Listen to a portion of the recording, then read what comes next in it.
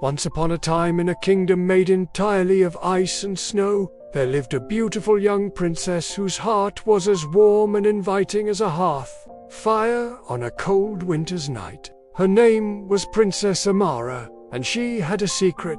She could control the weather. With a flick of her wrist, she could summon a gentle snowfall or disperse the clouds to let the sun shine through. But her powers were a secret, known only to her and the talking raven that was her only friend. Princess Amara spent her days wandering the glistening palaces and frozen gardens of her home, longing for something more than the endless white expanse that stretched as far as she could see. She dreamed of warmer climates, of lush green forests and sparkling blue lakes, instead of the endless snowdrifts that surrounded her. One day, she decided she couldn't bear it any longer. She would venture beyond the icy walls of her home to see what lay on the other side. Donning a hooded cloak, she slipped out of the palace unnoticed and made her way to the towering wall of winter, the massive ice formation that kept the warmth of the outside world at bay.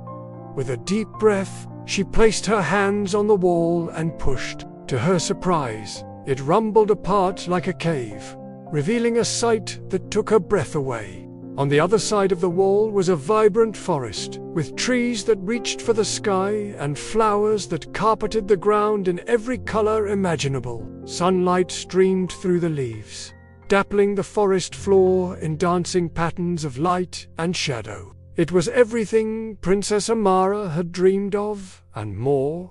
As she stepped into the forest, she heard a voice that seemed to come from all around her. "Who has trespassed against the wall of winter? Who dares disturb the eternal peace of this place?" Startled, Princess Amara whirled around. The forest was silent, except for the rustling of the leaves in the gentle breeze. "I am sorry," she called out, her voice echoing through the trees. "I meant no harm. I just wanted to see what lay beyond the wall." The voice rumbled again, and this time it seemed to come from the trees themselves. "The wall of winter is not to be crossed lightly, child. What makes you think you can just trespass here without facing the consequences?" As the voice spoke, the trees began to shake, and the flowers at Princess Amara's feet wilted and died. Fear clutched at her heart, and she knew she had to do something to reverse the damage she had caused. Closing her eyes, she reached out with her magic, willing the flowers to bloom again and the trees to calm down. And just as suddenly as it had started, the chaos in the forest ceased. The trees stood still, and the flowers lifted their heads towards the sun once more. From above, a massive shape swooped down, landing gracefully before Princess Amara.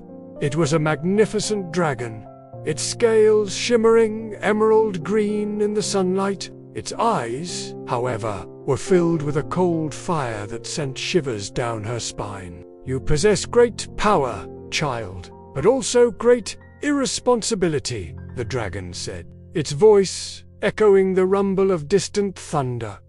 "For causing such havoc in my domain, you shall face a trial. If you pass, I will allow you to keep your life. But if you fail, I shall take it." Before Princess Amara could respond, the dragon spread its wings, causing a gust of wind to whip around them. With a mighty beat of its wings, it lifted into the air and soared away, beckoning for her to follow. Where the dragon went, Princess Amara didn't know, but she had no choice but to trust him and follow.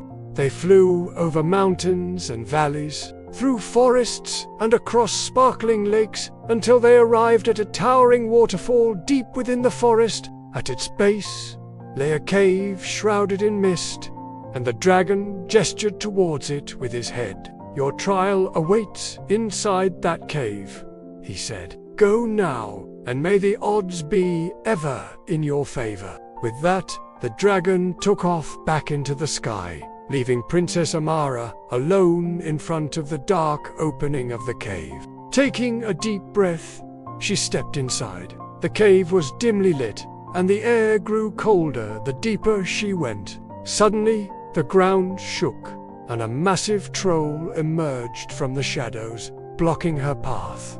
"Who dares disturb my slumber?" he roared, his eyes glowing red in the darkness. "I am Princess Amara," she replied, standing her ground despite the fear that threatened to overwhelm her, "and I have come to complete my trial."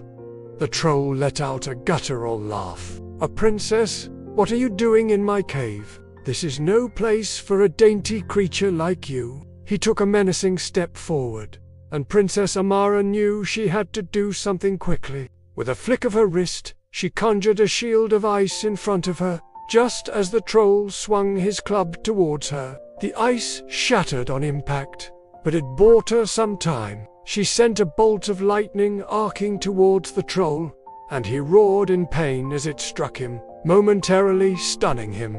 While he was dazed, she dashed past him and deeper into the cave.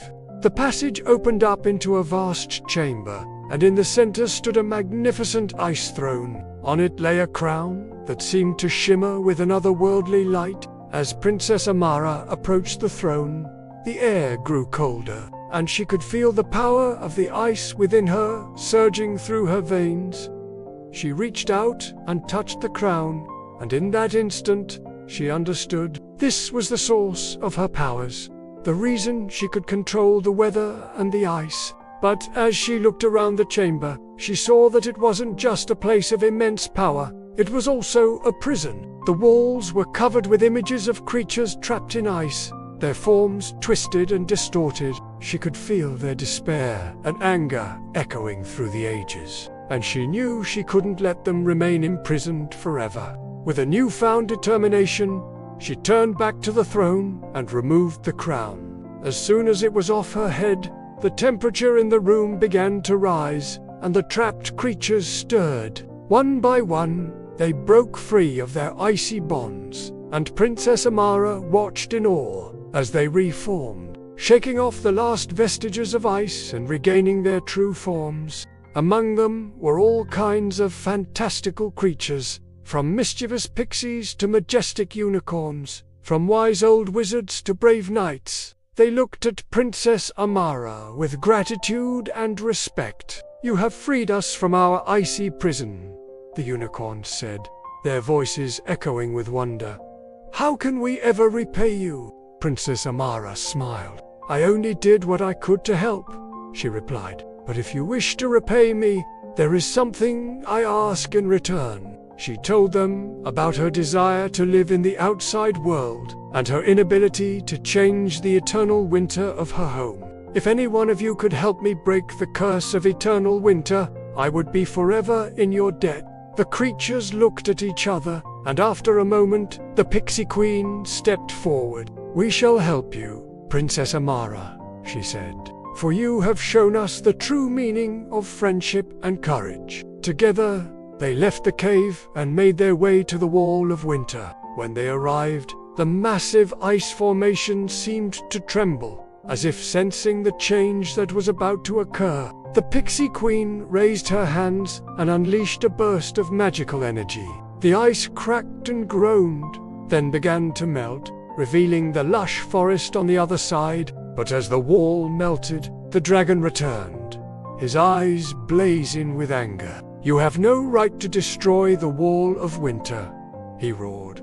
"It is my duty to keep the outside world at bay." Princess Amara stood her ground, though, and explained that she had broken the eternal winter that had trapped her people, and that the outside world was no longer a threat. The dragon considered this, and when he finally spoke, his voice was much quieter. "Very well," he said. "You have proven yourself worthy, Princess Amara. From this day forth, you shall be known as the Ice Princess, and the Wall of Winter shall bear your name." With that, he spread his wings and soared away, disappearing into the clouds. As the Wall of Winter receded, the creatures who had helped Princess Amara prepared to leave. They thanked her for her kindness and friendship and promised to visit her again someday. But for now, it was time for them to go. Princess Amara watched them go, her heart full of gratitude and joy. She was no longer the lonely princess who had longed for a friend. She had not only found friends, but she had also discovered her true purpose. She was the Ice Princess, and it was up to her to protect and care for both the people of her homeland and the magical creatures who lived beyond the Wall of Winter. And so she returned to her people, ready to embrace her destiny.